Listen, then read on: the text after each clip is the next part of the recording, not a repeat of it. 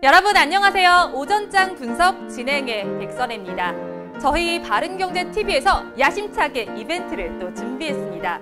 저희 바른경제TV가요, 다음 주 수요일과 목요일 이틀 동안 AI 엑스포에 참가를 합니다. 그래서 준비한 야심찬 이벤트 소개해드리도록 하겠습니다. 먼저 보이시는 번호로 성함만 보내주시면요, 저희 귀여운 바른이가 새겨져 있는 무선 충전기와 그리고 AI 엑스포 초청장 그리고 종목 추천 3일 무료 이용권까지 드릴 예정입니다. AI 엑스포에서 저는 보기가 힘드시겠지만요, 김지연 아나운서님을 또 실물로 만나볼 수 있는 좋은 기회가 있으니까요, 모두 많이 참여해 주시면 좋을 것 같습니다. 문자 많이 보내주세요.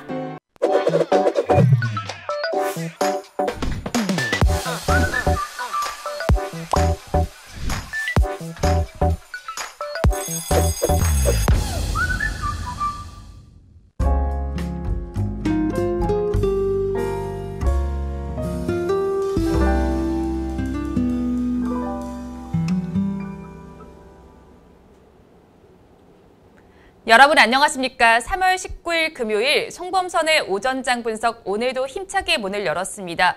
미국 시장 어제 분위기가 좋지 못했습니다. 전거래일과는 사뭇 다른 분위기가 나왔습니다. 연준에서 비둘기파적인 발언이 나왔지만 10년 만기 국채 수익률 계속 상승하는 모습이 나타났는데요. 2%도 넘게 상승하는 모습이 장중에 나타났습니다. 그러면서 밸류에이션 부담이 부각되고 있는 기술주를 중심으로 낙폭이 컸는데요. 3대 지수는 모두 하락하면서 마감을 했습니다. 자세한 종가 상황 화면으로 먼저 보도록 하겠습니다. 3대 지수의 종가 상황을 한번 보시면요, 3대 지수 하나씩 좀 살펴보도록 하겠습니다. 다우 지수는 0.46% 내림세가 나타났습니다. 32,862선의 거래를 마쳤고요. 대형주 외주의 S&P 500 지수 1%대 약세 흐름을 보였습니다. 3,915선의 거래를 마감을 했습니다. 기술주 중심의 나스닥 지수, 앞서 말씀을 드렸듯이 가장 낙폭이 컸습니다. 3%대 급락세를 나타내면서 13,116선의 거래를 마감을 했습니다. 이 부담 때문인지 우리 시장도 개파락 출발한 이후에 여전히 힘을 내지 못하고 있는 상황입니다. 코로나19 확진자 수도 여전히 400명대로 나타나고 있습니다. 어제 기준으로 집계된 신규 확진자 수는 463명입니다. 주말이 다가오는 만큼 불필요한 외출은 자제하시는 편이 좋을 것 같습니다. 자세한 우리 지수의 상황 살펴보도록 하겠습니다. 양시장 여전히 힘을 내지 못하고 있습니다. 코스피 시장에서 낙폭이 더 커지는 모습이 보이고 있는데요. 1.11% 내림세가 나타납니다. 지수는 3,033선을 지나고 있고요. 코스닥 시장도 좋지 못합니다. 0.61% 빠지면서 944선에서 거래가 되고 있습니다. 선물 지수도 보시면요, 1.43% 약세 흐름이 나타나면서 411선에서 거래가 되고 있습니다. 이어서 양시장에서 등락하는 종목수 살펴보도록 하겠습니다. 양시장 아무래도 지수가 좋지 못한 만큼 하락하는 종목이 더 많습니다. 코스피 시장은 223종목, 230종목이 오르고 있고 618종목이 내리고 있습니다. 코스닥 시장은 393종목이 상승하고 있고 911종목이 하락하고 있습니다. 이어서 양시장의 수급 상황 그래프를 통해서 보도록 하겠습니다. 먼저 거래소를 보겠습니다. 거래소에서는 외국인과 기관이 덜어내고 있습니다. 외국인은 1,708억 원, 기관은 4,592억 원 순매도를 하고 있습니다. 개인만이 지금 그 물량을 받아내고 있는데요. 6,455억 원 순매수에 나서고 있습니다. 코스닥 시장 이어서 보도록 하겠습니다. 코스닥 시장에서는 외국인과 개인이 쌍끌이 매수를 하고 있습니다. 외국인은 103억 원 매수 우위를 보이고 있고요. 개인은 509억 원을 담아냅니다. 기관은 물량을 정리하고 있습니다. 587억 원을 정리하면서 지금 매도 물량을 계속 출회하고 있습니다. 이어서 시총 상위 종목들의 분위기도 살펴보도록 하겠습니다. 먼저 코스피 시장을 보시면요, 1위부터 10위 종목까지 파랗게 질려있는 모습입니다. 대장주인 삼성전자는 1% 가까운 약세 흐름을 나타내고 있습니다. 네이버는 지금 여러 기업들과 협력을 해서 지금 쇼핑과 관련해서 동맹이 맺어졌다는 소식이 전해지면서 사상 처음으로 40만 원을 돌파하기도 했지만 지금 주가는 잘 가지 못하고 있습니다. 주가는 0.87% 내림세가 나타나면서 40만 원에 거래가 되고 있습니다. 또 LG화학과 SK이노베이션 사이에 ITC 예비 결정이 2주 연기됐다는 소식이 나와줬습니다. 지금 LG화학 같은 경우는 2%대 약세 흐름을 보이고 있고요. SK이노베이션의 주가도 잘 가지 못하고 있는 상황입니다. 이어서 현대차에서도 소식이 있습니다. 현대차 지금 1.5%대 약세를 보이고 있습니다. 현대차와 또 기아차 그리고 우한 형제들이 맞손을 잡고 배송 로봇을 개발하겠다라는 소식이 전해져 왔는데요. 주가는 하지만 오늘 가지 못하고 있습니다. 현대차는 1.5%대 약세를 보이고 있고요. 이어서 기아차의 주가 흐름도 함께 살펴보도록 하겠습니다. 기아차 지금 주가를 한번 보시면요. 지금 약세 흐름이 보이고 있습니다. 기아차의 주가는 지금 약세를 보이다가 다시 또 강보합권에서 거래가 되고 있는데요. 0.23% 상승세를 보이면서 87,900원에 거래가 되고 있는 모습입니다. 이어서 SK바이오사이언스 살펴보도록 하겠습니다. SK바이오사이언스 같은 경우는 어제 따상을 기록하고 오늘도 상한가를 기록을 할 것이다라는 기대감이 몰리고 있었지만 오늘 주가 잘 가지는 못하고 있는 모습입니다. 그래도 상승세는 여전한 모습인데요. 지금 주가를 보도록 하겠습니다. 장초반 고가보다도 더 빠지면서 음봉을 형성해주고 있습니다. 주가는 18만 원 내외에서 거래가 되고 있는데요. 굉장히 지금 기대를 하셨던 분들은 약간은 실망감이 나타날 것으로 보입니다. 그래서 거래량이 어제에 비교했을 때 굉장히 많아지고 있는 상황인데요. 지금 매도세가 집중이 되고 있는 것으로 보입니다. 이어서 히토류 관련주들 살펴보도록 하겠습니다. 미중 무역 분쟁이 다시 또 부각이 되고 있습니다. 현지 시간으로 어제 미국 알래스카에서 열린 미국과 중국의 고위급 회담이 초반부터 거친 언사가 오가는 험악한 분위기 속에서 시작이 됐습니다. 그러면서 지금 히토류 관련주들이 움직여주고 있습니다. 유니온 머티리얼은 급등세를 나타내고 있습니다. 11%대 상승률을 보여주면서 양봉을 형성하고 있습니다. 유니온 머티리얼도 함께 보시면 3%대 강세를 보이고 있고요.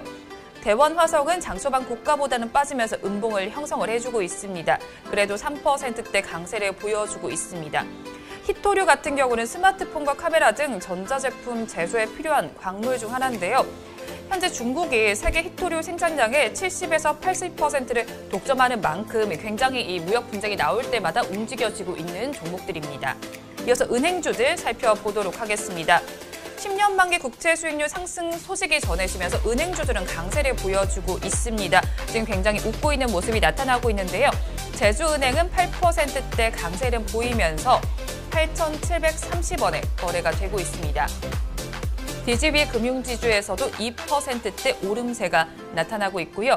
하나금융지주는 장초반 고가보다 빠지면서 음봉을 형성은 하지만 1%에 가까운 상승률을 기록을 해주고 있습니다. 이어서 코스피 시장에서는 보령제약까지 살펴보도록 하겠습니다. 보령제약은 지금 1% 가까운 상승세가 나타나고 있습니다. 코로나19 치료 효과가 입증이 됐다는 소식이 또 전해진 건데요. 도라지 성분의 코로나19 치료 효과 확인 소식에 강세를 보이고 있습니다. 이 보령제약에서 생산하는 용각산은 주 재료가 도라지인데요. 플라티코틴 D를 함유하고 있는 약물입니다. 이어서 코스닥 시장도 살펴보도록 하겠습니다. 코스닥 시장은 그래도 코스피 시장보다는 분위기가 조금은 더 좋은 모습입니다.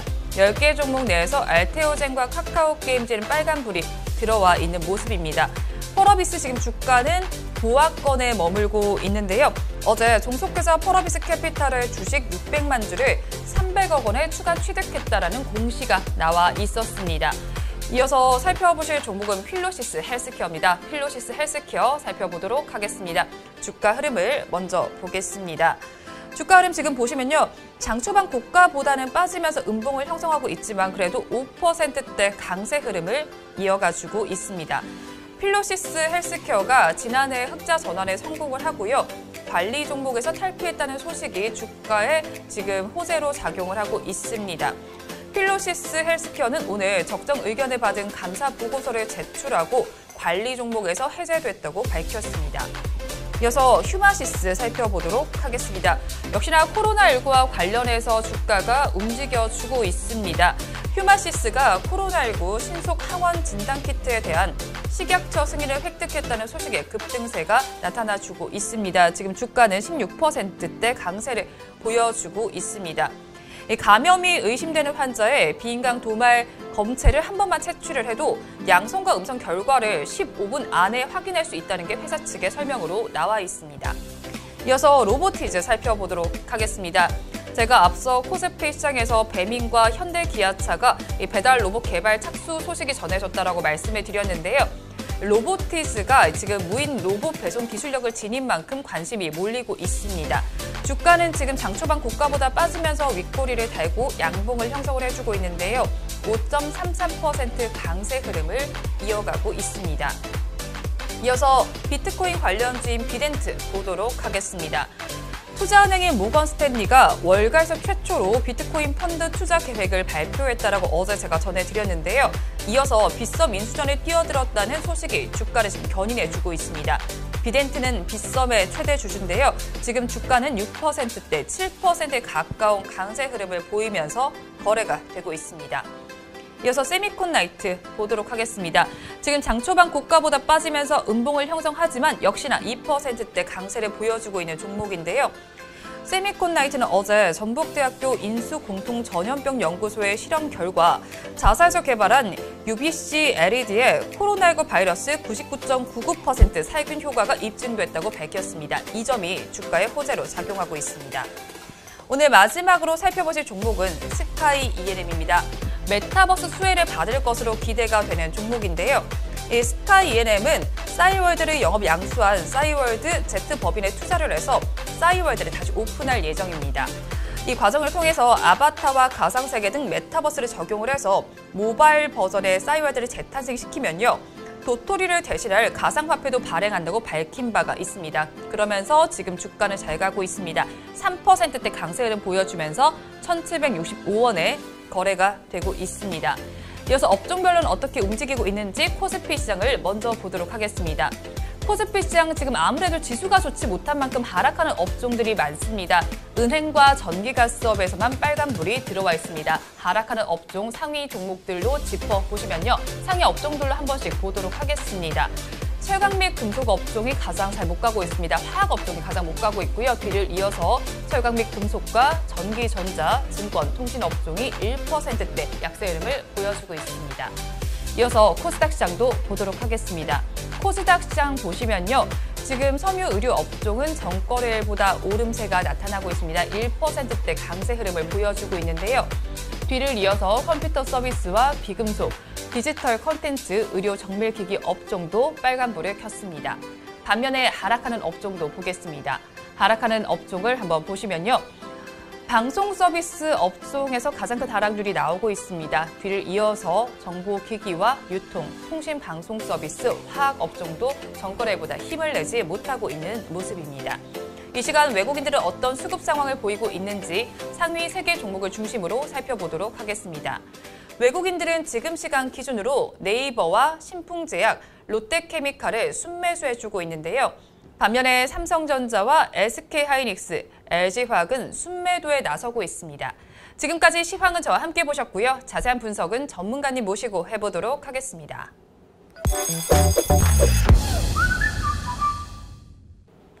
본 방송은 라이브 스트리밍을 통해서 진행되고 있습니다. 매주 월요일부터 금요일 오전 10시부터 함께 하실 수 있는데요.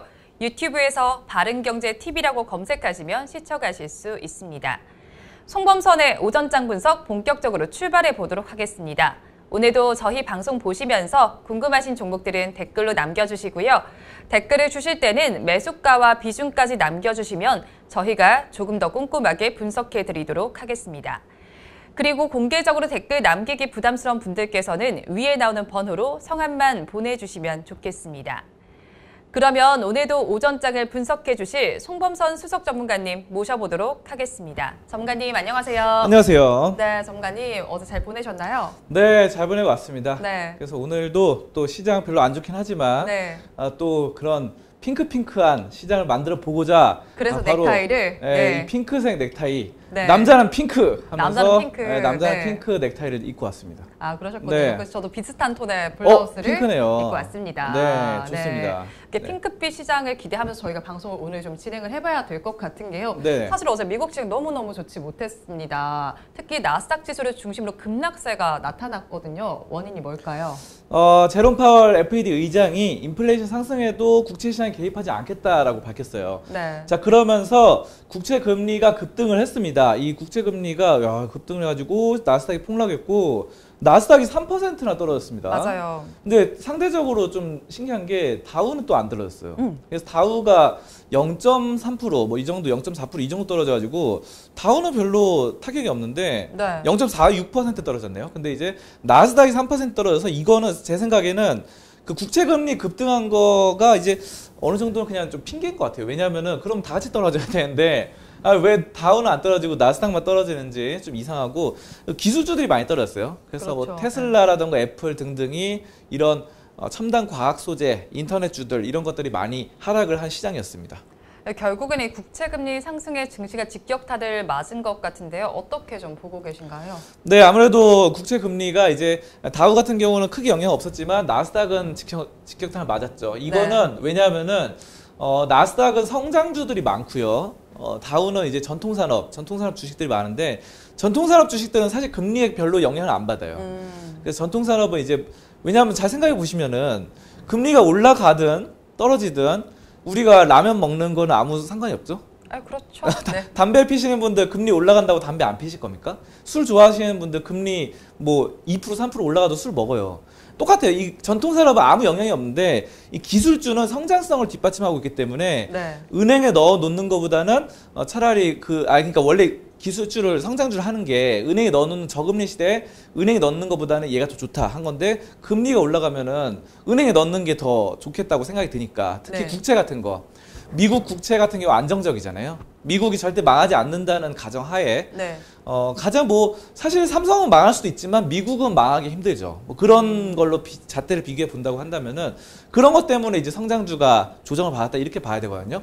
근데 국채 금리가 어제 굉장히 많이 올랐습니다. 많이 올랐어요. 네. 네, 그래서 1.75%까지 올라가지고 이대로 가다가 2% 넘어서면은 이런 거 성장주보다는 금리 넣는 게 국채 사거나 아니면 은행에 적금하는 게 낫겠다 이런 생각이 들어서 떨어진 것 같고요. 애플 3% 넘게 떨어졌고 알파벳도 2.9%. 알파벳이 바로 구글의 모회사죠. 자, 그리고 페이스북 1.9% 떨어지고 마이크로소프트도 2.6% 떨어지면서 대부분의 기술주 성장주들이 2% 안팎으로 하락을 했습니다. 그러면서 금리가 이제 확실히 성장주 기술주에는 영향을 미치는구나. 뭐 이런 것들을 알 수가 있을 것 같습니다. 거기다 또 이제 미국의 투자자본사에서는 나스닥이 지금 3% 하락을 했는데 10% 이상도 떨어질 수 있다라고 경고를 했죠. 네, 미국의 투자자문사 리처드 번스타인의 CEO인 리처드 번스타인이 네. 리처드 번스타인이 사장인데 네. 회사 이름도 리처드 번스타인이에요. 저도 나중에 송범선 회사로 네. 만들어야 되겠습니다. 뭐 아무튼 네, 번스타인이 네. 번스타인이요. 이게 이분이 이제 나스닥이 10% 떨어질 거라 뭐 이런 식으로 네. 했어요. 자, 그래가지고 상당히 공포감을 실어줬는데 이런 것들이 또 좀 반영이 된 것 같기도 해요. 자꾸 이렇게 공포 조장하니까. 근데 어쨌든 이분이 또 하는 말이 또 어느 정도 맞아요. 또 내용을 좀 들어보면은 이거 지금 금리가 오를 때 장기 채권을 안 사려고 하는데 지금 어쨌든 금리와 채권과 주식과의 관계, 그러니까 장기물 주식이 간단히 말하면 고 PER 주식인데 이런 것들에 대한 수요가 감소한다. 그러니까 PER이 높고 PBR이 높은 이런 고성장, 고평가 고성장주들은 금리가 오르면 매력도가 떨어진다. 그래가지고 이분이 이제 기술주를 사지 말고 전통적인 산업, 경기 순환주에 관심을 둬라 이렇게 딱 말했어요. 그래가지고 폭락할 수 있다. 폭락할 수 있는데 예전에도 역사가 그렇게 해왔고 지금 기술주 투자자들이 3년이나 5년, 10년 뒤에 수익률이 마이너스 될 것 이런 것들에 대해서 대비가 안 돼 있기 때문에 향후 시장 나스닥이 3년, 5년 동안 약세가 지속될 수 있기 때문에 네. 이건 근데 저는 이럴 수 있어요. 3년, 5년 말도 안 되는 소리 하지만 무슨 3년, 5년 동안 약세냐 이러는데 예전에 1929년에 대공황 터지고 30년 동안 약세였어요. 일본도 잃어버린 30년 약세가 있죠. 맞아요. 그러니까 이거를 여러분들이 그냥 넘기는 게 아니라 경기가 무작정 이렇게 올라가는 게 아니라 진짜 진짜 최악의 경우 30년 동안 이렇게 내리막길 탈 수 있거든요. 그죠. 멀리서 보면 이게 네. 우상향이긴 한데 네. 내림세도 있긴 하잖아요. 네. 100년 단위로 보면 우상향이에요. 네, 100년 그렇죠. 단위로 보면 미국 나스닥 이 네. 다우지수 우상향인데 이 100년 동안 올라가다가 중간에 30년 동안 이렇게 내리막길 탄 적 있거든요. 일본도 마찬가지로 100년 단위로 보면 우상향이에요. 근데 일본도 잃어버린 30년이기 때문에 이제 30년 회복하죠. 그래서 이분이 이거를 걱정한 거예요. 번스타인이 앞으로 5년, 3년 동안 지금 내리막길 탈 수 있다. 여러분들 마이너스 준비해라. 네. 그러면서 기술주 조심하고 전통산업 아니면은 경기 회복주에 주목을 하자 이렇게 말을 했습니다. 네, 또 증시뿐만 아니라 지금 국제유가 얘기도 해봐야 될 것 같은데요. 국제유가도 지금 7%나 급락세를 보였습니다. 무슨 일인가요? 네, 국제유가 이거 7%면 엄청 많이 떨어진 그러니까요. 거예요. 이게 네. 왜냐면은 지금 나스닥이 3% 떨어졌다고 우리 지금 난리 났다. 난리 났는데 그러는데 국제유가 지금 더 심각해요. 지금. 7%가 2배 네. 이상 떨어졌어요. 기름 무슨 가격이. 종목이 아니에요 지금 이게. 네. 느낌이죠. 예. 그리고 원래 국제유가 이렇게까지 변동이 네. 심하지 않은데 네. 또 최근에 들어서 변동성이 완화됐었는데 이게 지금 미국과 러시아의 갈등이 고조돼가지고 그렇게 됐습니다. 사실 미국에서도 WTI라고 해서 네. WTI가 뭐냐면 서부 텍사스유예요. 네. 웨스트, 텍사스, 기름 이렇게 해가지고. 근데 이게 이제 미국에서 많이 나오죠. 기름이. 그리고 러시아에서도 기름이 많습니다. 대표적인 또 중동에서 기름 많죠. 그래서 미국, 러시아, 그리고 중동 이쪽이 대표적인 산유국들이에요. 자, 근데 미국과 러시아가 한판 붙은 거죠. 갈등이 있어가지고 이것 때문에 WTI 미국 서부 텍사스유가 하락했다. 7% 떨어졌다. 이렇게 보시고 두 나라 간에 긴장이 고조되는데 뭐냐면은 러시아가 원유 시장에서 공급을 늘려서 원유 미국 셰일 업체에 보복할 수 있다는데 이게 무슨 말이냐면은 우리가 이제 그 공급과 수요 법칙 있잖아요. 그래서 공급을 늘리면은 사실 매장량이 엄청나게 많아요. 아직까지도. 미국이나 러시아에. 근데 이거를 공급량을 한꺼번에 풀면은 기름값이 폭락하겠죠? 그럼 저번처럼 마이너스 갈 수도 있는 이런 상황이기 때문에 공급을 조절을 합니다. 항상. 이 원유 산유국들이 모여가지고. 그래서 걔네들끼리 이제 우리 이번에 판매량을 너 많이 팔지 마라. 우리도 많이 안 팔게 이러는데 갑자기 러시아가 많이 팔겠다. 이렇게 네. 나서면 이게 왜 그러면 미국에서 셰일가스가 되게 많아요. 셰일가스는 천연 자원인데 이 대체제거든요. 이제 예전에는 셰일가스를 쓰기 힘들었지만 최근에는 기술력이 좋아져서 땅 파고 이런 것들이 좋아서 셰일가스를 손쉽게 꺼내는데 셰일가스가 원유, 그러니까 기름보다 쌉니다, 가격이. 그러니까 기름보다 원유보다 유가보다 싸기 때문에 싸면서도 효율이 좋아요. 그러다 보니까 기술력이 좋아서 이걸 쓰는데 미국의 매장량이 많아서 러시아가 이게 부럽죠. 질투 네. 나죠. 그러니까 그냥 가격을 내리쳐가지고 그냥 공급량 늘려가지고 너네도 같이 망해버리자. 우리도 망할게. 너네도 망해. 나만 죽을 수 없어. 너네 다 망하다. 이렇게 해가지고. 싸움이네요. 네, 그래서 다 이제 치킨 게임 하는 건데 만약에 원유 가격을 내리면은 떨어지면은 셰일가스 가격보다 더 떨어질 수도 있겠죠. 네. 그러면 셰일가스가 상대적으로 비싸지니까 원유를 쓸 수밖에 없습니다. 이런 식으로 나만 망할 수 없어. 너네도 같이 망하자. 이러면서 지금 러시아가 전쟁의 씨앗을 이렇게 불러일으켰다. 이렇게 보시면 될 것 같습니다. 네, 우리 증시 여전히 지금 힘을 내지 못하고 있는 모습이 나타나고 있는데요. 이런 상황에서 우리 증시 대응은 어떻게 하면 좋을까요? 네, 뭐 오늘 1%가량 하락이 나오는데 공포에 떨면 안 됩니다. 공포에 떨지 말고 어차피 이럴 줄 알고 제가 저번에 또 어제도 그렇고 계속해서 주식 물량을 좀 줄이자라고 말씀드렸어요. 네. 뭐 올라갈 때마다 줄이자고 했는데 그래서 10% 줄이라고 말씀드렸어요. 그래서 제가 3,000 밑에서는 주식 비중 80%까지 매수를 하고 또 위에 좀 올랐잖아요, 최근에. 네, 그렇죠. 올라가면서 주식 비중 70%까지 줄이고 현금을 30%까지 늘리자고 했어요. 자, 이런 것들이 다 이게 맞아 떨어지는 겁니다, 이게 주식 시장이 흐름을 알아야 돼요. 그래서 맞아요. 사실 저는 뭐 이렇게 나스닥이 어제 이렇게 급락할 줄 몰랐어요.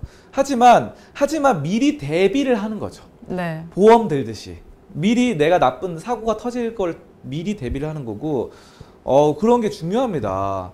그 앵커님도 어제 좀 사고가 좀 있으셨다고 제가 좀 들었는데 네네. 괜찮으신가요? 가벼운 접촉사고가 교통사고가 가볍게 있으셨다고 했는데 네. 근데 그럼 교통사고 날 거 아셨어요? 몰랐죠. 저도 몰랐죠. 이제 거의 내리기 직전에 사고가 나서 네. 저도 조금 당황하기는 했었어요. 네. 그래도 이렇게 멀쩡하게 나와주셔서 네, 멀쩡하게 앉아 다행인데요. 있어요 지금. 네. 마찬가지예요. 교통사고가 날지 모르잖아요. 그렇죠. 주식시장도 언제 떨어질지 몰라요. 이게 금리가 1.7%까지 올라갈지, 뭐 제롬 파월 의장이 무슨 말을 할지, 러시아가 갑자기 원유 공급량을 늘릴지 저는 몰라요. 저는 모른다고 말씀드립니다. 근데 준비는 할 수 있습니다. 미리 현금을 확보를 하면서 준비를 하고 다시 매수할 때를 기다려야 됩니다. 마치 스나이퍼처럼. 스나이퍼가 뭐냐면 저격수죠. 저격수는 이렇게 다 이렇게 저격할 때 하루 종일 한 24시간을 이 자세로 기다린다고 합니다. 네. 그 소변 대변도 이렇게 자세를 흐트리지 않고 소변 대변도 화장실 안 가고 그 자세에서 본다고 해요. 네? 왜 그게 중요해요? 왜냐하면 자신이 목표로 하는 거를 맞춰야 되니까. 왜냐면 이 타격이 움직이면 안 되잖아요. 아, 그렇죠. 그냥 타이밍을 맞춰요. 타이밍을. 그 저격수처럼 여러분들이 그냥 기다려야 돼요. 그냥 마냥 기다려요. 이게 그냥 막 따발총으로 두두두두 쏘면 안 됩니다. 기관총처럼. 그런다고 맞는 게 아니거든요. 진짜 한 발, 저격수의 한 발은 내 목표가 여기 타겟에 들어왔을 때 그때까지 진짜 24시간이고 기다리는 이 저격수의 마인드. 한 달이고 두 달이고 매수 안 할 때는 또 매수 안 해도 돼요. 여러분 매수 안 해도 상관없습니다. 그러니까 나중에 매수할 때 한 방만 잘 쏘면은 그 헤드샷만 쏘면 돼. 헤드샷. 머리만 맞추면은 어차피 돈 벌거든요. 네. 그러니까 매수할 때 기다리면서 지금은 섣불리 매수하지 마시고 또 많이 떨어지고 하면 또 기회가 오면 그때 또 매수하면 되니까 현금 마련해 놓은 거 좀 갖고 기다리시면서 다음 타겟을 한번 노려보는 거 좋겠습니다. 네. 말씀을 드렸듯이 시장이 저희 예상처럼만 가지는 않습니다. 10년 만기 국채 수익이 급격하게 상승을 하면서 어제 나스닥 지수를 중심으로 급락세가 연출이 됐습니다. 그러면서 우리 시장도 영향을 받고 있는데요. 이런 시장 속에서 두려움을 떨지만 마시고 대응 전략 계속 차곡차곡 쌓아가시면 좋을 것 같습니다. 이어서 다음 주제는 화면으로 보겠습니다. 이번 주제 보도록 하겠습니다. 쿠팡의 화려한 대비가 다른 업체들에도 영향을 미치고 있습니다. 특히 코스피 시총 상위에 위치한 네이버에 대한 리포트가 계속 나오고 있죠. 네, 네이버 리포트가 많이 나오더라고요. 네, 요즘 많이 나와요. 네, 네, 한국투자증권 같은 경우는 여전히 저평가돼 있다면서 54만 원까지 네이버를 목표가를 잡았고요. 신한금융투자도 뭐 저평가돼 있다 하면서 52만 원으로 상향 조절을 했습니다. 네. 근데 이게 바로 그거예요. 쿠팡 대비, 쿠팡이 대박 났잖아요. 그렇죠. 근데 우리나라 지금 이커머스 시장, 네. 온라인 판매, 온라인 쇼핑 이쪽 시장 네이버 1위거든요. 네, 지금 네이버 주가가 지금 39만 8,500원인데 지금 다 50만 원 넘게. 네, 엄청나게 올린 거죠. 그게 왜 그러면 아니 우리나라 온라인 쇼핑 1위가 네이버인데 그렇죠. 2위인 쿠팡이 미국에서 100조를 넘게 시가총액 평가를 받다 보니까 그러면 네이버가 만약에 미국 나스닥으로 상장하면 한 150조 받겠네? 어차피 1위인데. 네, 어차피 매출도 네이버가 훨씬 높아요.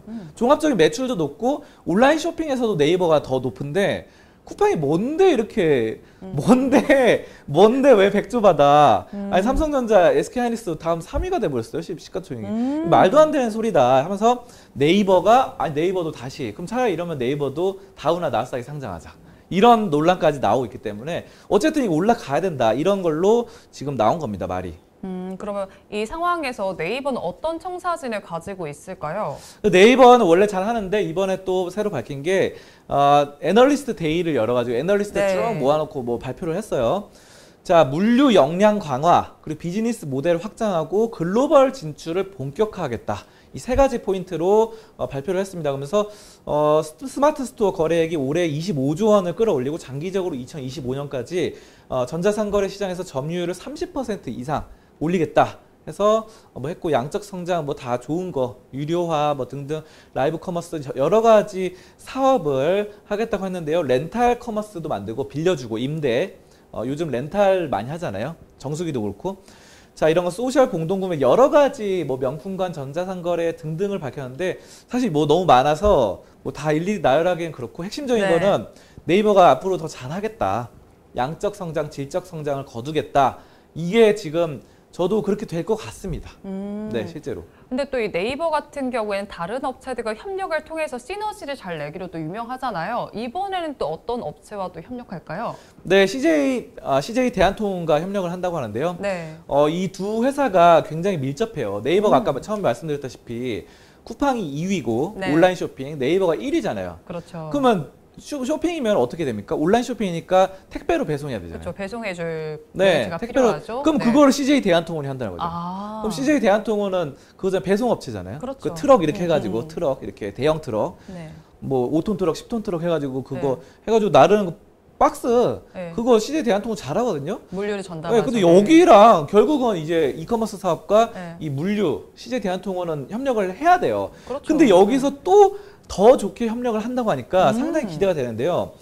CJ 대한통운과 협력을 통해서 올해 상위 100개 브랜드 제품을 대상 서비스를 확대한다고 네이버가 밝혔습니다. 네. 자, 그래서 네이버가 2023년까지 현재보다 90배에서 100배 수준으로 물량을 증가하겠다. 이렇게 CJ 대한통운과 어쨌든 택배 협력 사업을 통해서 굉장히 근데 협력을 하면은 어떻게 되면은 단가가 싸지죠. 뭐 정식으로 계약을 맺으면 단가도 싸지고 택배 보낼 때 여러 가지 수수료라던가 이런 게 싸지니까 여러 가지 네이버도 그렇고 여러 가지 좋을 것 같아요. 자, 그리고 네이버가 또 이마트와도 협력을 해서 이마트 콜드 체인 센터 여기도 협력하는데 사실 네이버 쇼핑이 1위이긴 하지만 네이버가 신선식품 시장에서 1위는 아니거든요.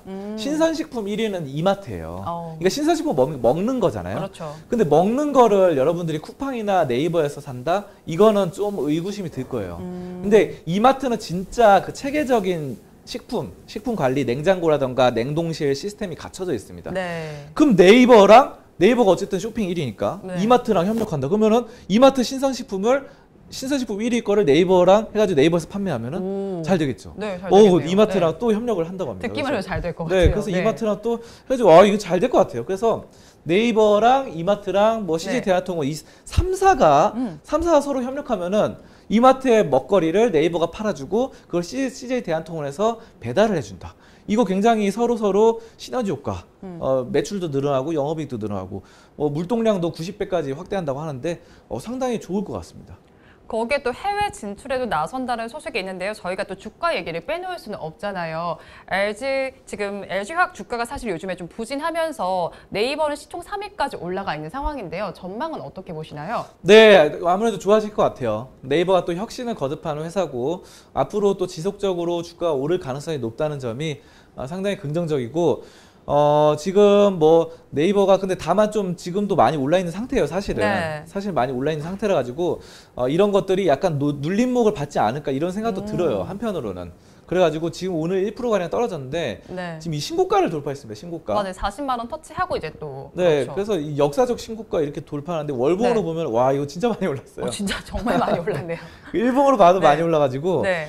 저는 그러니까 눌림목은 나올 가능성이 있어요. 눌림목, 신고가 형성한 상태라서 그래서 3년이나 5년 대계를 보면은 지속적으로 올라갈 거고 시총 3위도 계속 유지할 가능성이 높고 아까 말씀해 주신 바와 같이 해외 진출도 계속해서 나서고 있어서 해외 진출, 전자상 거래, 야후 재팬 일본 쪽으로 또 야후 쇼핑 이런 것도 하고 제가 저번에도 뭐 카카오 얘기하다가 말씀드렸는데 카카오톡이 자꾸 돈만 이렇게 밝히면서 맞아요. 자꾸 뭐 밑에 네. 탭을 늘려나가면서 상당히 저의 그 심기를 건드렸는데요. 자꾸 누르기 귀찮아요.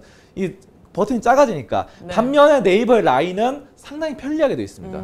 그래서 뭐 저는 라인 해가지고 이런 것들도 지금 일본을 장악하고 전 세계 시장 또 우리나라에서 야금야금 파고들면서 이런 것들이 네이버가 수익성이 좋아지지 않을까. 이렇게 보고 장기적으로는 좋지만 단기적으로는 눌림목 있을 수 있으니까 섣불리 매수하지 마시고 점점 조금씩 모아나가는 전략 취해보시면 좋을 것 같습니다.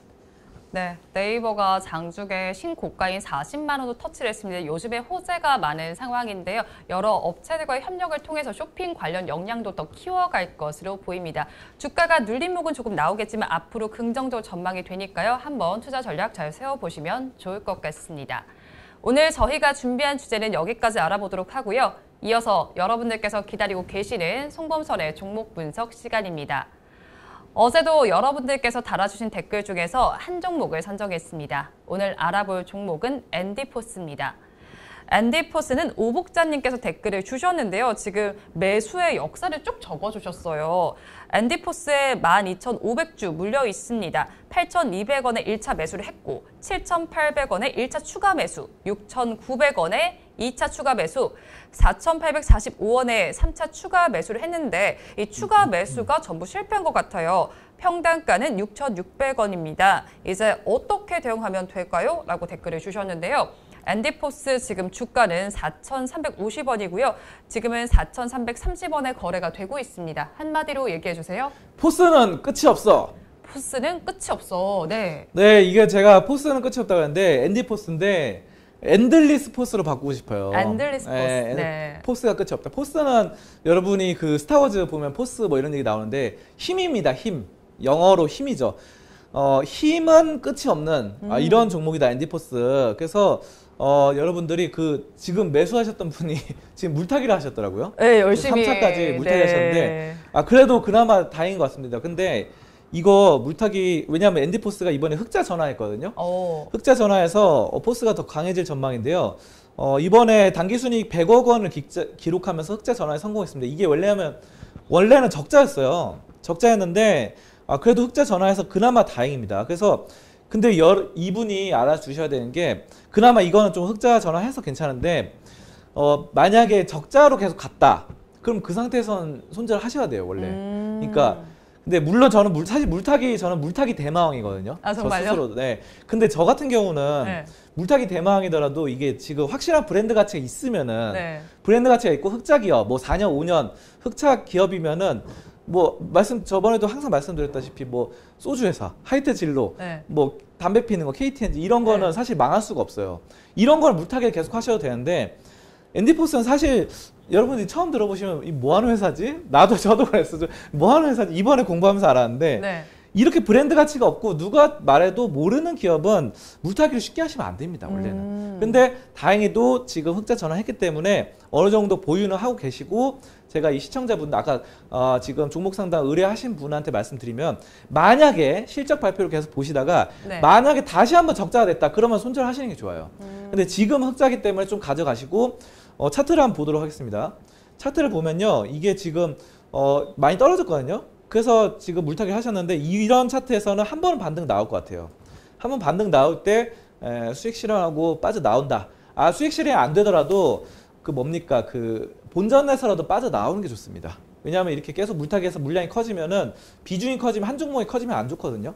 자, 그래서 빠져나오시고, 이거 전기차 2차전지 쪽인데요. 전기차 시장과 더불어 가파르게 성장하고 2차전지 시장으로 엔디포스가 발맞춰 나가는데, 지금 또 2차전지가 또 많이 안 좋잖아요, 요즘. 네, 폭스바겐 빨 이슈로. 네. 그래가지고 LG화학과 SK이노베이션도 싸우고 해가지고 좀 하향세인데, 언젠가 한 번은 반등이 나올 거예요. 그때를 노려보면서 한번, 지금은 손절하지 마시고, 네. 만약에 적자 전환하면 손절하시고, 만약에 또 적자 전환 안 했다, 그러면 좀 가져가시다가 반등 나올 때 매도를 하자, 이렇게 말씀을 드리도록 하겠습니다. 네, 엔디포스는 현재 흑자 전환에 성공을 한 만큼 아직까지는 좀 보유의 관점으로 취해 보시고요. 만약에 적자로 돌아선다면 그때는 매도하시는 것이 좋을 것 같습니다. 반등을 한다면 그때 또 매도를 해보시는 것도 좋을 것으로 예상이 됩니다. 종목 분석 시간은 여기서 마무리해보도록 하고요. 이어서 전문가님의 관심 종목을 알아보는 시간, 송범선의 시선 시작해보도록 하겠습니다. 오늘 전문가님의 레이더망에는 어떤 종목이 걸려 있었을까요? 전문가님, 오늘은 어떤 종목 가지고 오셨나요? 네, 오늘 종근당 홀딩스입니다. 종근당 홀딩스, 네. 네, 종근당 홀딩스 요즘 말이 많은데요. 네. 종근당 홀딩스가 바로 최근에 코로나 치료제 임상 3상 실패했어요. 맞아요. 보통은 이렇게 되면은 사지 말라고 해야 되는데요. 저는 오히려 좋다고 말씀드리고 싶어요. 이유가 있으실 것 같거든요. 네. 네, 왜냐하면은 코로나 치료제 이번에 실패했거든요. 임상 상상에서. 네, 급락했죠. 그래서. 네, 그래서 근데 종근당 측에서는 이 악재의 정면 돌파합니다. 정면 돌파. 정면 돌파. 네, 그래가지고 이 임상 상상 거쳐서 코로나19 치료제 효과를 증명할 것이라고 했어요. 입장을 밝혔네요. 네, 그래가지고 굉장히 저는 괜찮을 것 같아요. 그리고 100년 역사를 바탕으로 하기 때문에 이번에 이거 코로나 좀 실패해도 100년 동안 해왔는데 이거 망하겠어요, 설마? 100년 했는데 101년째 망하겠습니까? 잘 안 망해요. 그리고 종근당은 워낙에 다른 신약이나 제네릭 의약품 이런 우수한 개발 능력이 있어서 네. 코로나가 실패해서 지금 굉장히 급락을 했거든요. 오히려 싸질 때가 매수의 기회입니다. 자, 그리고 가장 중요한 게 락토핏 유산균인데요. 네. 여기 두 번째 보시면 비타민 C 판매가 꾸준히 호조가 있잖아요. 네네. 그래서 이게 락토핏이 진짜 좋아요. 락토핏. 맛있어요. 네, 드셔보셨어요?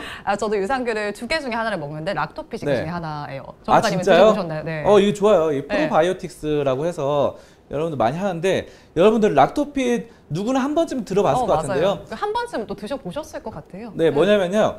핏 우리 아이 락토핏 광고 노리시나요? 이겁니다. 핏 우리 가족 락토핏 종근당 건강 이러면서 이게 중요해요. 네. 여러분 종근당 보고 계시죠? 마케팅팀 저 광고 모델로 한번 지금 광고 노리고 계시거든요. 돈 좀 벌고 싶어요. 광고 모델 좀 싸게 해서 제가 네. 나가 드릴 테니까 광고 모델 좀 부탁드리겠습니다. 자, 아무튼 이게 누구나 한 번쯤 다 들어봤을 거예요, 이 노래. 이게 왜냐하면 락토핏이 잘 팔려요. 진짜 잘 팔려요. 잘 팔리고 주변에도 보니까 락토핀 드신 분도 많더라고요. 네, 맞아요. 한 번쯤 다 드셔보신 것 유산균이 같아요. 현대인들이 유산균이 많이 모자라가지고 유산균 보충을 해야 됩니다. 전 그래서 코로나 상관없다. 코로나로 지금 급락을 했거든요. 어제랑 네. 막 와 종근당 어제 20% 막 떨어졌어요. 맞아요. 근데 종근당 홀딩스는 13% 떨어졌는데 오늘은 보합권입니다. 오늘은 뭐 보합권인데 야 이거 그러면 하락 다 끝났네. 하락 다 끝났고 종근당하고 종근당 바이오의 모회사가 종근당 홀딩스인데 네. 야, 괜찮다 이거. 한번 제가 화면으로 한번 보여드릴게요. 네. 이거 얼마나 괜찮은지 보여드리는데 이 보시면요 종근당 홀딩스 가운데 있잖아요 여기. 그렇죠. 여기인데 네. 여기 보시면 옆에 종근당 바이오, 종근당 건강, 락토핏 아까 종근당 건강이었죠? 네. 이 경보자 이렇게 했는데 종근당 홀딩스가 얘네 모회사예요 네 가지. 그리고 종근당 산업 부동산 임대도 있고 뭐 어떻게 많아요 운영 진짜 운송. 뭐 많이 하네요. 네, 뭐 네. 많이 해가지고 또 이거 보여드리면요 이게 탕세 100주년 종근당 있죠 여기? 옆에 보면 종근당 케어, 네. 락토핏 네. 이거 가장 많이 판매되고 있는 상품. 진짜 많이 락토핏 팔려요. 잘 팔리고 있죠? 네. 25,000원, 3만원 해가지고 여러분들도 이거 잘 많이 드실 거예요. 여기 비타민 C도 있고 프로메가도 있고 잘 팔립니다 이거. 잘 팔려가지고 저는 근데 이게 주목해야 할 게 이게 지금 괜히 이거 보여드린 거 아니에요. 제가 뭐 이거 판매하러 나온 거 아닙니다. 이 뭐냐면 락토핏이 얼마나 다 팔리는지 제가 입증을 해드릴게요. 이거 한번 네. 보세요. 이거 종근당인데요. 종근당 네. 홀딩스죠. 여기 보시면요. 근데 여기 보시면요. 이 밑에 여기 보세요. 이게 뭐라고 나왔습니까? 주요 제품 네. 매출 구성에서 건강기능식품 56%. 이게 종근당 홀딩스 전체 매출의 56%, 절반 이상이 네. 건강기능식품에서 나오거든요. 밑에 의약품 나오지만 얼마 안 되죠. 15%, 25%죠. 그렇죠. 네. 건강기능식품이 아까 말씀드렸던 락토핏입니다. 락토핏 그리고 비타민C 등등 그 밖에 뭐 건강기능 많이 파는데 여기서 56% 나오기 때문에 코로나 개발 안 해도 돼요. 코로나 치료제 개발 안 해도 어쨌든 이게 지금 매출의 절반 이상 팔리고 앞으로도 잘 팔리고 매출이 뭐 코로나 치료제가 네. 다가 아닌 기업이니까요. 이거 그냥 그렇게 보시면 돼요. 광동제약 그럼 뭡니까? 바로 그거 옥수수 시험차. 네, 옥수수 이거 시험차가 잘 바로 팔리잖아. 떠오르는, 네. 그 뭐 동아소시오 홀딩스 동아제약 뭡니까? 바카스. 네. 동아제약 개발 안 해도 돼요. 제 약품 개발 안 해도 바카스 잘 팔아서 충분히 먹고 살고 광동제약 그거 옥수수 시험차만 팔아도 되고 네. 이거는 락토핀만 팔아도 먹고 살아요. 그냥 한번 개발해보려고 도전했는데 네. 여기서 실패했는데 상관없어요. 상관없고 그냥 락토핀만 팔아도 충분히 먹고 사는 회사인데 이런 회사는 물타기 해도 돼요. 이런 회사를 오히려 물타기 하면서 떨어질 때마다 물타기 하면 이거 어차피 잘 팔리니까. 저점에서 계속 추가 매수 관점으로. 네, 그리고 이거 좀 보여드릴게요. 다시 화면 보면요. 종근당 홀딩스 PBR이 1.1밖에 안 되고요. 네. PER이 11이에요. 엄청 저평가돼 있어요. 현금 배당도 1.2%고 매출을 보세요. 매출이 계속 올라갑니다. 이거 보면 2016년에 3,300억이었는데 2017년에 4,500억, 2018년에 5,300억, 2019년에 7,200억. 영업이익도 4년 연속 흑자죠. 그리고 밑에 보시면요. 부채 비율이 52%밖에 안 돼요. 부채가 없고 거의 없고 자본 유보율이 3,900%, 현금흐름이 너무 좋아요. 그래가지고 저는 이건 절대 망할 수 없는 회사고 지금 보시면요. 일봉인데요. 일봉 이제 많이 떨어졌죠. 여기서. 네. 이 하다가 최근에 많이 떨어졌어요. 이상하게 코로나 개발한다고 했는데도 별로 효과를 못 보고 잠깐 올랐다가 급락했어요. 이거. 그래서 지금 오히려 이렇게 싸졌을 때 매수하면 좋을 것 같다. 저는 이렇게 말씀드리고 근데 또 너무 많이 매수하지 마시고 한 비중 한 5% 정도로 네. 더 떨어지면 또 물타기 하면 되니까 이거는 물타기 대망 종목입니다. 물타기 대망. 그래서 이걸로 한 5년 가져가시면 무조건 수익 난다. 이렇게 종합적으로 말씀드리겠습니다. 네, 종근당 홀딩스 같은 경우에는 지금 코로나19 치료제 악재로 인해서 주가가 급락을 했습니다. 하지만 지금 저점이다라고 평가를 해주신 것 같은데요. 회사 자체는 굉장히 좋은 기업이니까요. 한번 참고해 보시면 좋을 것 같습니다. 오늘도 말씀 고맙습니다. 감사합니다. 네, 오늘도 저희 방송 보시면서 궁금하신 종목들은 댓글로 남겨주시고요. 댓글을 주실 때는 매수가와 비중까지 남겨주시면 저희가 조금 더 꼼꼼하게 분석해 드리도록 하겠습니다. 그리고 공개적으로 댓글 남기기 부담스러운 분들께서는 위에 나오는 번호로 성함만 보내주시면 좋겠습니다. 주말도 잘 보내시기 바랍니다. 함께해 주신 여러분 고맙습니다.